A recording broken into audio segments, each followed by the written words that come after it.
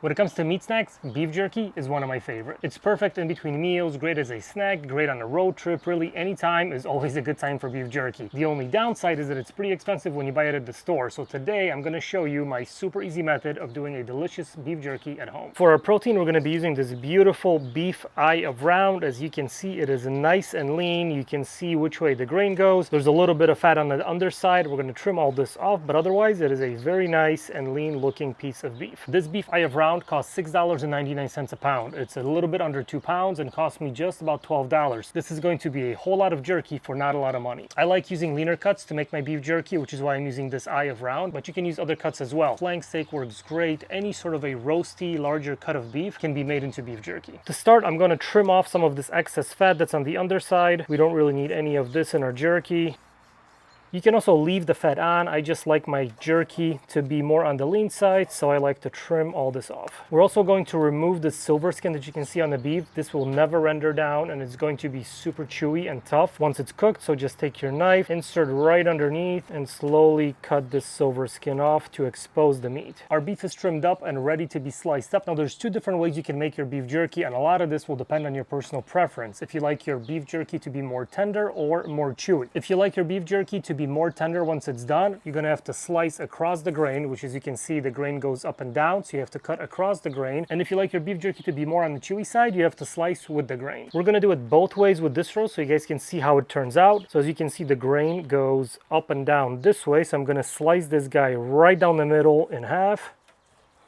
And we have two nice pieces. We're gonna start with this half first, and we're gonna cut this across the grain. As you can see, the grains go this way, so I'm gonna take my knife and cut this way. So when the beef jerky is done, it'll be much easier to pull apart and it will seem much more tender. Take your knife and slice about 1/4 inch thick slices, making sure they're nice and even so they cook and finish at the same time. You can also pop this in the freezer for about 30 minutes beforehand to firm it up. It will make the slicing much easier. And this is what you're going for, sliced across the grain. You can see the strands. This is the thickness that you're looking for. This is going to be super tender and delicious. And on this piece, we're gonna go for a more chewy bite. So again, the grain goes this way, so we're gonna slice along the grain so it's not as tender once it's done. Going for the same thickness again, about 1/4 inch or so. And this is what this piece looks like. So again, you can see the grains going up and down a long way, so it's not going to be as tender as the other piece, but still super tasty. Here's a side-by-side comparison. So here's the one that's cut across the grain. You can see all the individual grains, and here's the one that's sliced with the grain. You can see the long strands going up and down. The way that you cut and prepare your beef really only affects that final tenderness and mouthfeel of the jerky. The flavor is going to be the same regardless, so try both ways and see which one you like. Next up, we're gonna prep our marinade. Now there's a bunch of different ways you can do your beef jerky depending on the flavors that you're looking for. You can go sweet, savory, spicy, but today I'm going to do one of my favorites, which is teriyaki. To start, we're going to go with 1 bottle of teriyaki sauce. Use whichever one you like. We'll add some black pepper, smoked paprika, onion powder, minced onions, crushed red peppers, honey, and we'll whisk all this together. What I learned from making jerky in the past is that if you use just the base marinade, so for example, if I did just the teriyaki sauce, the jerky tends to come out kind of bland because it's going to be cooking or dehydrating for a long time on the grill. So that's why I like to add a whole bunch of other spices to help elevate those flavors. I'm gonna put my cut up beef into a Ziploc bag. Notice that we're putting both cuts in the same bag. It really doesn't matter. You'll still be able to tell the difference after it's cooked. And we're gonna pour our entire marinade right into the bag. Make sure to get all these seasonings,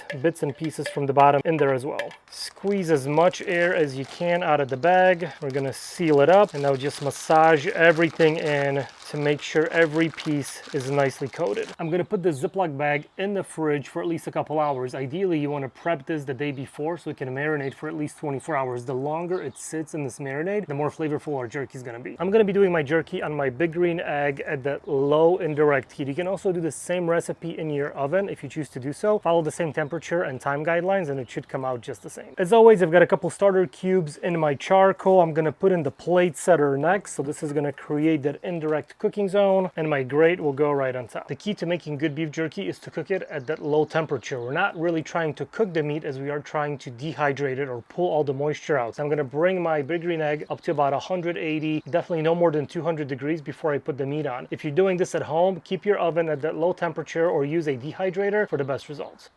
Our jerky's been in a marinade for a couple hours, so I'm gonna take it out of the bag, put it on a wire rack, and get it ready for the grill. And just look how beautiful this beef looks. It took on this beautiful color. You can see the seasonings, the crushed red pepper. This jerky is going to be delicious. I'm gonna lay my beef jerky on the wire rack. This is gonna help with two things. One, it's gonna provide a little better airflow on the grill, and two, it'll make it easier and quicker to get this on and off the grill. When you're laying these guys down, make sure there's at least a little bit of space between each piece so that smoke can penetrate all the sides. Our wire rack is full and this beef jerky is ready to hit the grill. Big green egg is cruising just shy of 200 degrees. We're gonna put our wire rack on with the beef, close this guy up, and we'll let him cook. Our beef jerky's been on for about 4 hours and it is done. And this is what it looks like done. You can keep this on the grill or in your oven longer if you like to dry it out some more, but this is how I like my jerky. As you can see, it is still nice and pliable, but before we eat it, there's one last step that we have to do. I'm gonna put my jerky in a Ziploc bag, seal it up, and let it sit for about 15-20 minutes to kind of steam a little bit and to get even more tender. This is a crucial step, and I guarantee you, your jerky is gonna be much tastier if you do this last step. Seal it up, and we'll let it hang out. Our jerky has rested, so first up, let's compare the piece cut with the grain and the one cut against the grain. This is the piece cut against the grain. You can see the muscle fibers inside, and just look how tender it is. Breaks super easily, and you can see the inside nicely dried out. This is as good as it gets. And here is the piece that we cut with the grain, so you can see the muscle fibers going across. So if we bend it just like we did the other one, you can see it's much harder to pull apart because we have to pull the muscle fibers apart. This piece is much easier to pull off, similar to a string cheese, because we're separating the muscle fibers lengthwise. So again, nicely dehydrated inside, nice color, just a different texture and mouthfeel compared to the other piece. Let's give it a try. This is the piece that we cut across the grain for a much more tender bite.